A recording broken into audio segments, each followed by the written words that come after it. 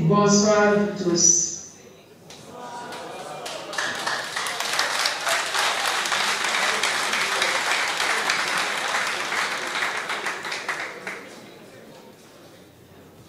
Comme vous le savez, je viens de perdre mon assistant Anselme Mutuimana, qui a été sauvagement assassiné hier et jeté dans la forêt de Gishwati par un village où habite sa famille. Je vous demande de prendre une petite minute pour penser à lui.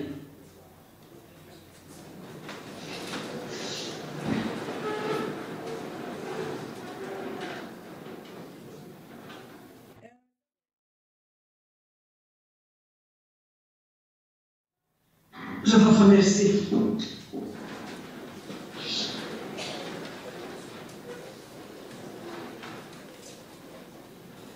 Ansel est un jeune courageux terminé.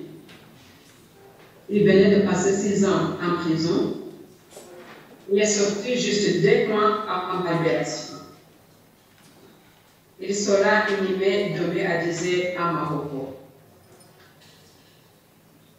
Peut-être ces assassins croyaient perturber cette soirée. J'ai même eu quelques instants de me demander si je dois prononcer ce discours de ce soir. Finalement, je me suis dit, si je ne le fais pas, ce sont les tueurs qui vont gagner. Ce n'est pas pour rien que je porte le nom de victoire.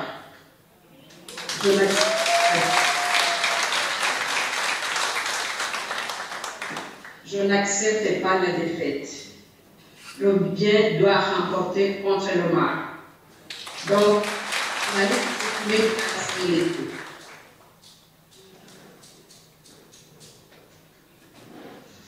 Pour moi, c'est un grand bonheur de vous retrouver aujourd'hui.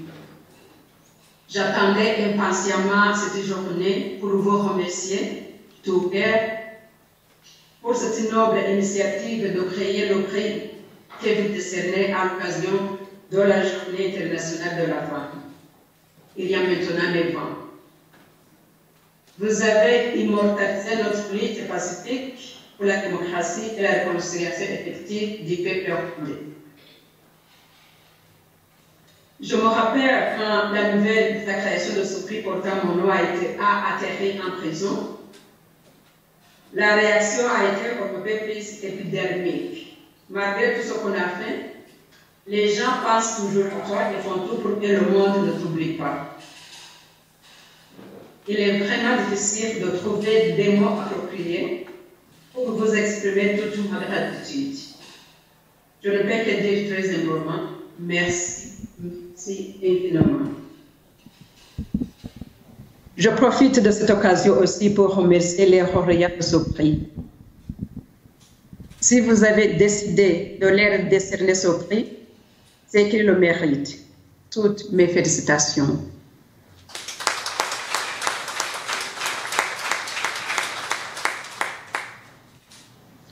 Chaque année, la célébration de la Journée internationale des femmes coïncide avec la remise du prix Victoire Ingabire Umuhoza pour la démocratie et la paix.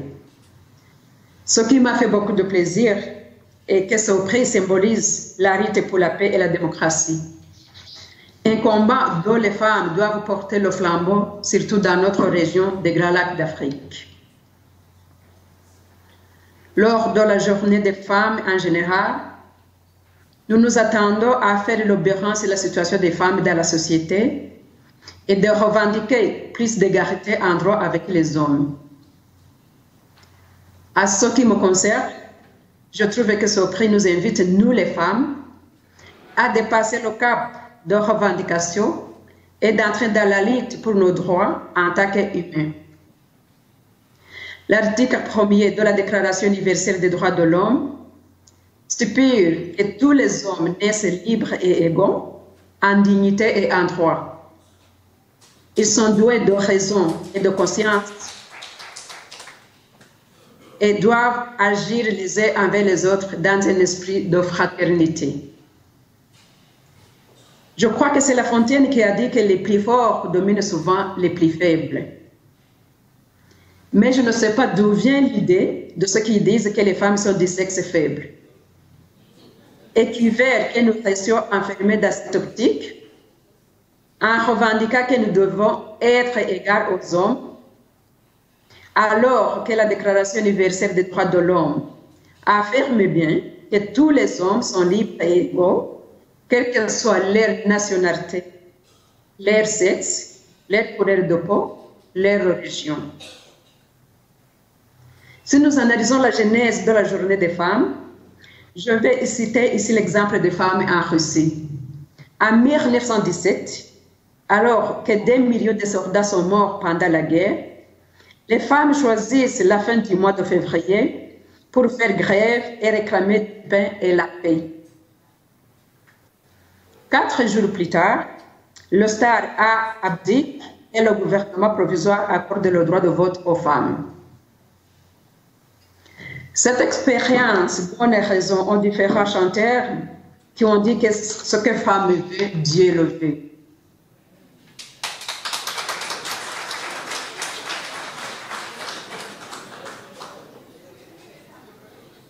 Cette victoire des femmes en Russie prouve bien que si nous nous engageons dans des actions concrètes, nous avons gagné. Car l'injustice est incapable et la lutte contre l'injustice finit toujours par l'emporter.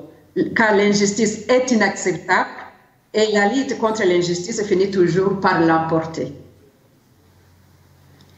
Il y a une revendication qui est beaucoup citée à cette journée des femmes. Luttons pour la fin des violences faites aux femmes. Et l'ONU s'est emparé de la question. La Déclaration des Nations Unies sur l'élimination de la violence à l'égard des femmes, adoptée par l'Assemblée générale de l'ONU en 1993, place la violence des hommes à l'égard des femmes dans la perspective du pouvoir et lie explicitement la violence à la domination des hommes et à la subordination des femmes.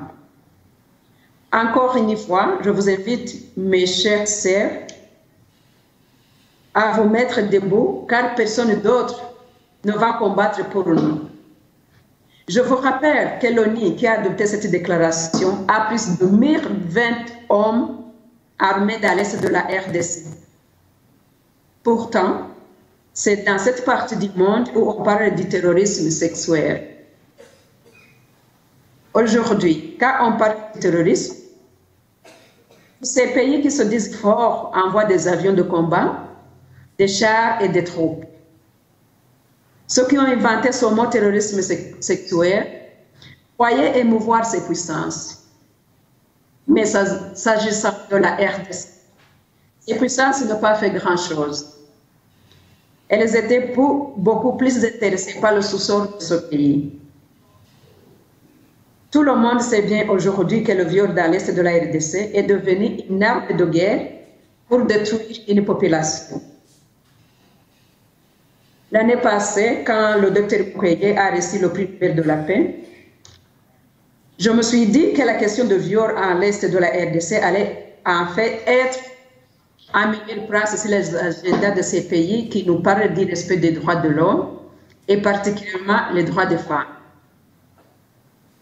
Au-delà des bons discours, on attend toujours que des gestes forts soient joints à la parole. Ce qui est déplorable est que le procureur de la Cour pénale internationale est une femme, qui plus est d'origine africaine et d'un pays ayant lui-même connu des guerres civiles. Pourtant, le viol est reconnu par cette Cour comme crime de guerre et crime contre l'humanité. Je réitère mes remerciements au Réseau international des femmes pour la démocratie et la paix, qui a combiné la journée des femmes et le prix Victoire Ingabire Umuhoza pour la paix et la démocratie. Je pense que c'est un défi que ces dames du réseau nous lancent, nous tous, pour l'arrêt au-delà des simples revendications d'égalité entre femmes et hommes, mais plutôt de s'engager plus globalement dans la lutte pour la dignité humaine dans son ensemble et partout dans le monde. Car, comme le disait